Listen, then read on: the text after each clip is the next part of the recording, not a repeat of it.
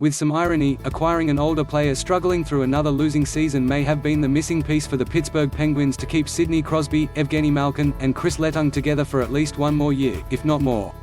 Jeff Carter changes the Pittsburgh Penguins calculus.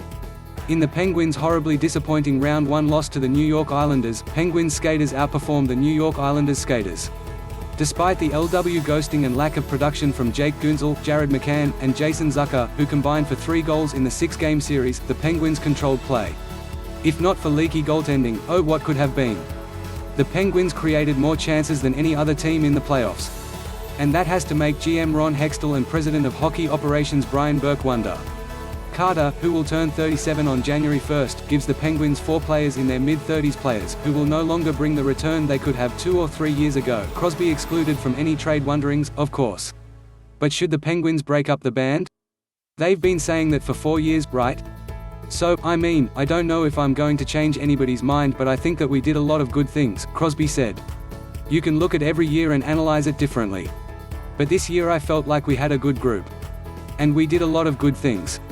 I think we easily could have made a run. One player who did finish and overachieve was Carter. And that's why he changes the equation regarding the potential end of the Crosby-Malkin-Letang era. Jeff Carter had a Phil Kessel, Carl Hagelin, Bill Guerin-type late-season playoff run. Carter provided more offense than a third-line center has kicked in since the famous HBK line propelled the Penguins to the 2016 Stanley Cup. It's a great group of guys, and I think up and down the lineup, it's a team that can definitely compete for the Stanley Cup. The hunger is still in that room.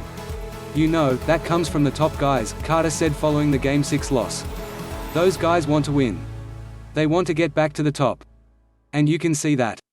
There are some really disappointed guys in that room. This year was a really good opportunity for this group, and unfortunately, we came up short.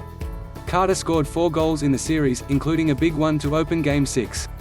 He created the play for Kasperi Kapanen to tie Game 1 late in the 3rd period. He's becoming a rock star in the Penguins universe. Just ask Twitter star Penguins Jesus, who helped make Carter a Pittsburgh cult hero with weeks of humorously contrived quotes. How Jeff Carter changes the Pittsburgh Penguins math. Carter has 1 more year left on his contract, and the LA Kings are paying half, so Carter will cost the Penguins about $2.6 million. That's a bargain.